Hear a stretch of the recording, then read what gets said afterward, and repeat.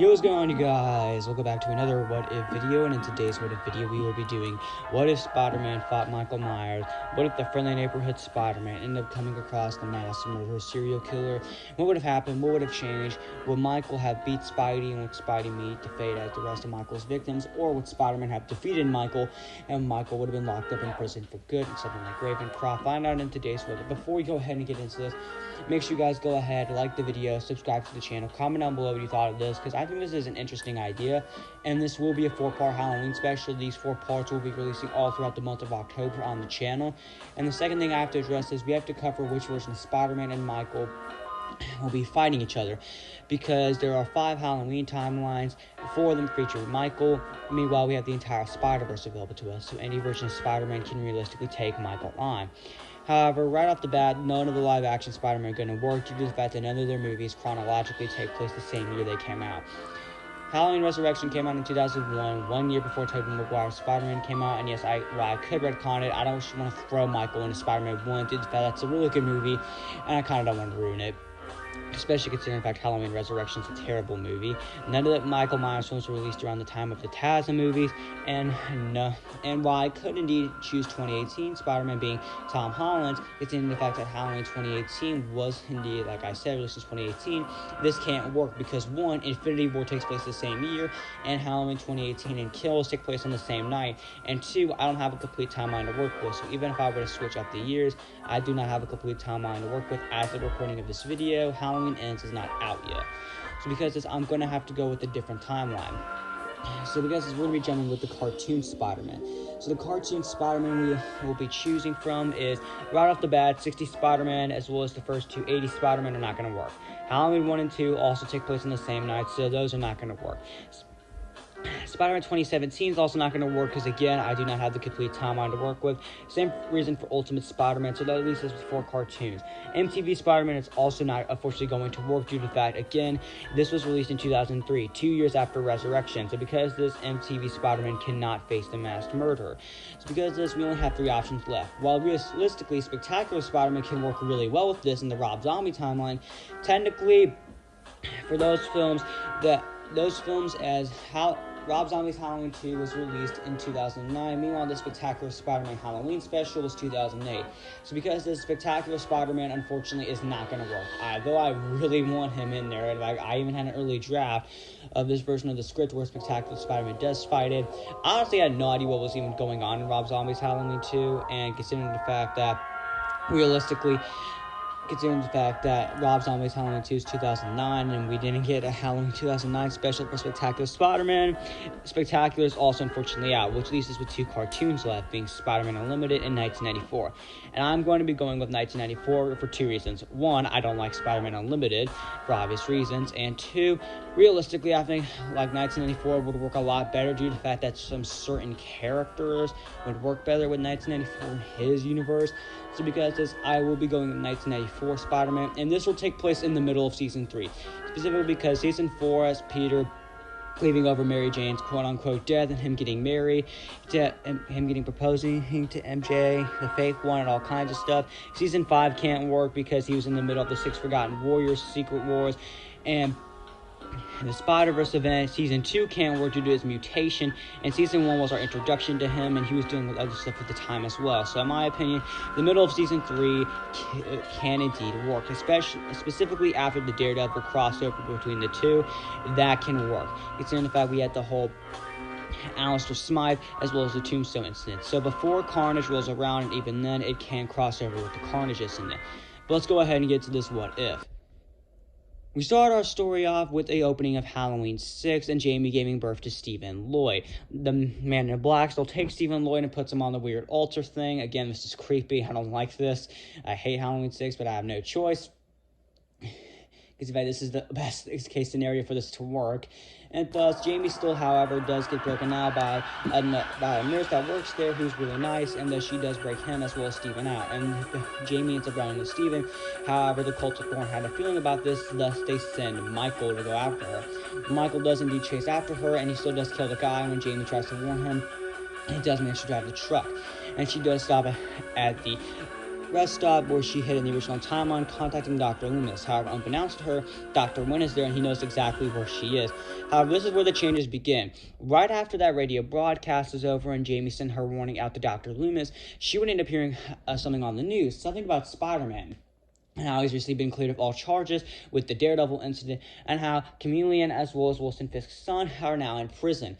And Jamie would have heard a lot about Spider-Man for a while. As it turns out, Mordo was actually in conversation with the Cult of Thorn to help him defeat Doctor Strange, and he had a feeling that Spider-Man would have gotten in the way with it, as Dormammu did send the symbiote the first time around.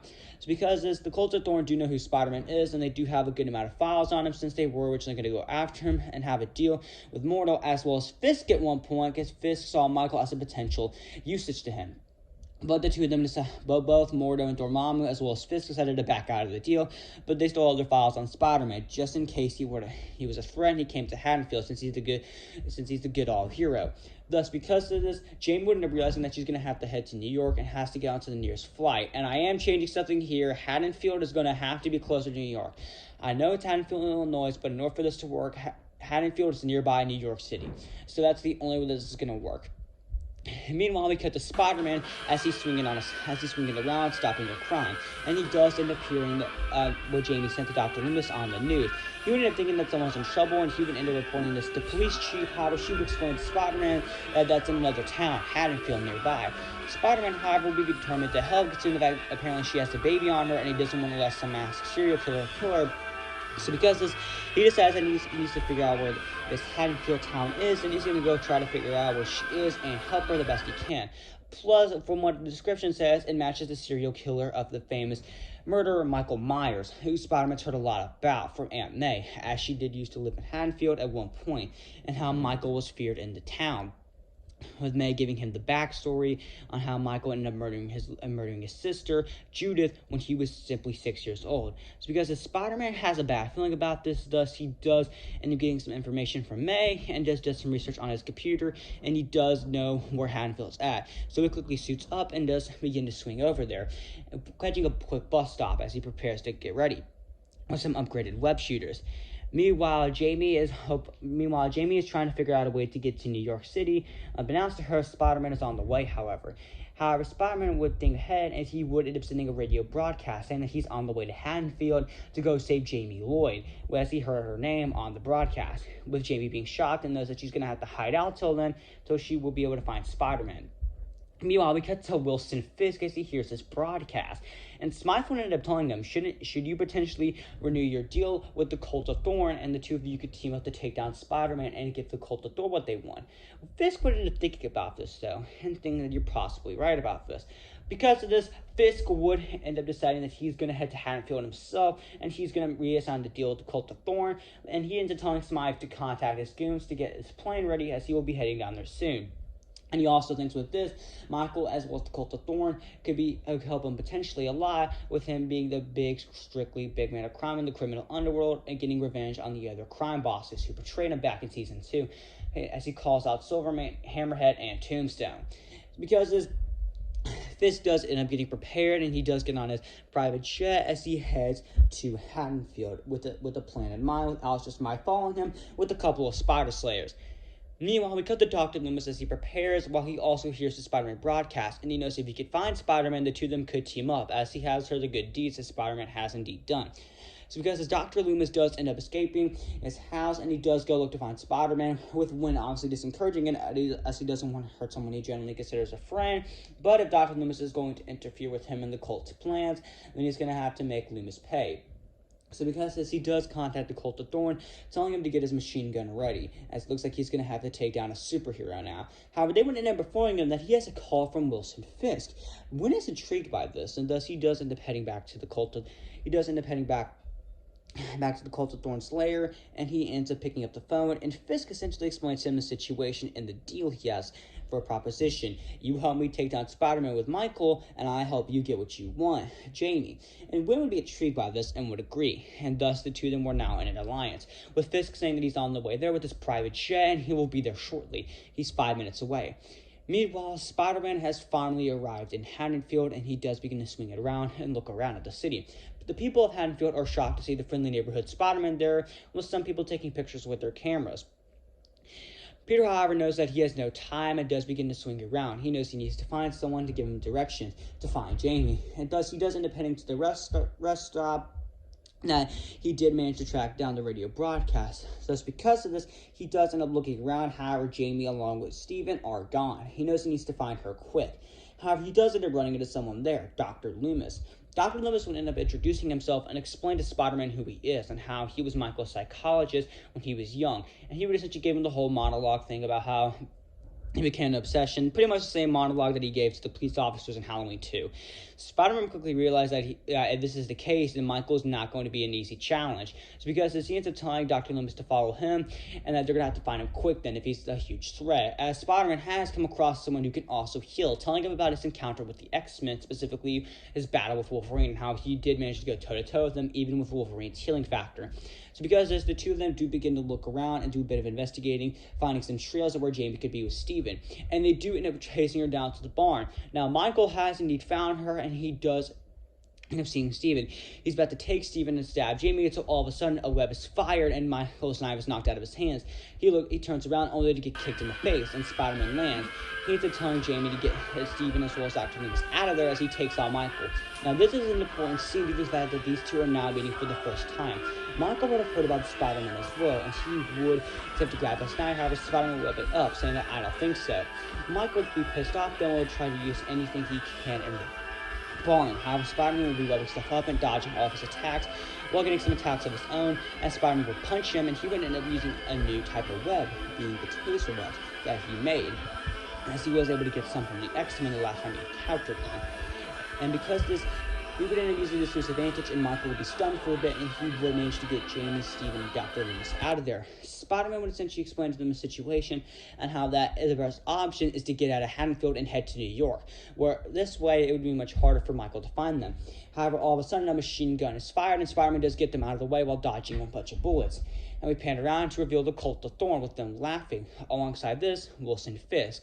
Fisk would also end up taunting Spider-Man, saying that how Daredevil is not here to help him and no one's here. It's a one-on-one fight. And Fisk even tells Spider-Man that he wants to go one-on-one, saying that you may be able to defeat Michael, but how about both me and Michael combined? And thus Michael would also get up, and Spider-Man realizes that he's got to fight both of them. So Spider-Man does take on both Fisk and Michael. He knows that Fisk is going to be the bigger challenge, so he does quickly subdue Michael by legging him up to the wall, giving him an advantage to fight Fisk, and Fisk wipes the floor with him. Spider-Man's taken off guard by his strength, as he hadn't really had much of a chance to fight him, only for a brief period, and even then he thought that was some sort of luck. So because Spider-Man does end up getting brutally defeated in this fight, and he is forced to retreat with them back to New York, with them barely escaping. However, Fisk knows where they're going, and he does end up contacting Smythe, telling him to prepare the Spider Slayers, alongside this to break out the Insidious Six, as they're going to need all the help they can get to take down Spider-Man and get both the Cult of Thorn one along with him. Mike would also end up getting up. However, he would also end up telling Smythe something: do not break out Shocker, as he does think he'd be used to him, and to him, Shocker was the weakest member of the group. So because he feels like Michael will be a much better member for the team. So because this Smythe would end up breaking out Doc Ock, Chameleon, Rhino, Scorpion, and Mysterio, with Michael now being the sixth member of the Insidious Six. So because this, Fisk ends up allowing the Cult of Thorn and Michael back on his private jet, and they do begin to fly back to New York. Meanwhile, Spider-Man, Jamie, Dr. Loomis, and Steven do arrive in New York. Spider-Man says that they're going to have to find some place to stay to make sure that Michael doesn't come here, and he does end up finding the chief of the police. Spider-Man essentially explains to her the entire situation at hand and how stuff is bad. The chief of police would end up bringing the four of them into a safe house, explaining to Spider-Man, as along with Jamie, Dr. Loomis, as well as little Steven, on how this safe house is the safest one they have in New York, and that they have tons of file about Michael Myers, along with the Cult of Thorn, from what they've gathered of them, as they did do a bit of investigating when they were called down. So because they know they had to be incredibly careful, and Spider-Man ended up pointing something out. Should they call on Blade? Due to the fact that they do know who Blade is, and they need to get as much help as they can get, with Spider-Man attempting to contact Daredevil and the X-Men. The chief of police would end up being hesitant, and she would end up saying that Blade's unavailable at the moment. And Spider-Man would sigh, saying that the X-Men are also unavailable at the moment, as is Daredevil. So because this is why the reason I did this is to show that there's no help for Spider-Man. Everyone is busy at the moment. X-Men, due to their own problems with their series running around the same time, dealing with their own villains. Blade, because he's in the middle of hunting his mother, and Daredevil, as he has to deal with other stuff in Washington, D.C. So because there's no help for them. It's a one-on-one fight, and it's dead even. It's because Spider-Man ends up realizing this, and he knows he has to plan something quick, but he would get a call from Aunt May asking Peter, where is he? Peter would end up assuring her that he's currently at college at the moment studying, obviously lying, as he doesn't want to worry May about taking on a masked serial killer. So because Peter would end up saying bye to both Dr. Loomis as well as Jamie, and that he has to head home quick, but he will keep contact with them, with him giving them the number, and if Michael does show up, to contact him, and he will be there pretty quickly. Because as Spider-Man would begin to swing home, meanwhile, we cut to Alistair Smythe meeting up with the Cult of Thorn, Michael, and Fisk, with him explaining his plan to break out the Insidious Six, and how Michael is going to be a big part of it alongside the Spider Slayers and the Cult of Thorn. And he essentially explains how the Spider Slayers will actually be the distraction, meanwhile the Cult of Thorn and Michael will be the ones going to break them out. Wynn and Fisk are a big fan of the plan, and they agree. So because of this, they end up sending the Spider Slayers to cause havoc around the prison. Meanwhile, both Michael as well as the Cult of Thorn do arrive and begin to cause chaos. We even get some nice references and some fun cameos from Eddie, Cletus Cassidy, and many more prisoners who we've seen. They do break out Otto Octavius, Rhino, Mysterio, Scorpion, and finally Chameleon, and they do manage to escape, with Fisk meeting back up with them, and he would explain to them why they didn't break out Shocker, as Shocker was screaming for them to break out, with Fisk explaining how Michael is indeed the sixth member, with Dr. Octopus, the Scorpion, Rhino, Mysterio, Chameleon being shocked by this, as they've heard of Michael before, and they're shocked to see him in person, as well as the Cult of Thorn. But they do agree to this plan, thinking that with someone like Michael Myers, they do stand a much better chance against fighting Spider-Man. So because the Cult of Thorn, however, Fisk would end up questioning where the Cult of Thorn is at the moment, with Smythe saying that they're doing some sort of ritual thing. With Fisk obviously being weirded out by this, however, Wynn would end up assuring them that they'll be fine and they will not disturb him while they're doing their rituals here. Fisk would end up agreeing and would tell the Insidious Six alongside Michael to go find Spider-Man, as well as find Jamie and them, so at least they would have one of the things they want, with Fisk smiling. Meanwhile, while this is going down, Mordo will be observing this, as well as Dormammu. Dormammu would end up telling Mordo that Michael, as well as the Cult of Thorn, as well as Fisk, could be a great partnership, and now with this, he could also potentially take down Doctor Strange with this as well. And because of this, he would end up deciding that he needs to lure Spider-Man out so they can capture him, along with Jamie and Loomis, as they could end up making a deal with Fisk and the Cult of Thorn to help him free him. The Mordo agreeing. And he would also end up saying that they could potentially give him the Venom symbiote or the Carnage symbiote, with him telling Mordo a lot earlier that the Venom symbiote is heading back down to Earth and it is reproducing at this moment. So because his Mordo would begin planning, and he would plan on approaching both sides. Meanwhile, Spider-Man would be swinging back home until all of a sudden he would be ambushed by Doc Ock. Doc Ock would be commenting on this, telling Spider-Man that he's pathetic, and as well as the rest of the Insidious Six and Michael would end up showing up. Spider-Man would be shocked by this, but Rhino explaining how Michael's now a part of the Insidious Six, with Spider-Man just making the joke, saying, "Great, it looks like it's great, it really is Halloween that time." And that's because Spider-Man would begin to take on the Insidious Six. Michael, however, would be a heavy powerhouse for the Six. And he would end up realizing this, as not only does he have to deal with Michael, but he has to deal with the Insidious Six as well, or more like the Insidious Five, as he pointed out, as Shocker's not there. Spider-Man does end up trying to get the advantage on, however, takes down Rhino, Mysterio, and Chameleon.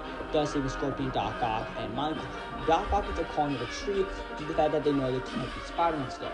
And Doc Ock would end up forming a new strategy to go find Jamie and Loomis. And Spider-Man quickly realizes this, and would begin to swing after them, not wanting this to happen. And that's where we're going to end What If Spider-Man Fought Michael Myers, Part 1. So I hope you all enjoyed this first part. Keep a lookout for Part 2, 3, and 4, as they will be released later this month in October. And I'll see you guys in the next one.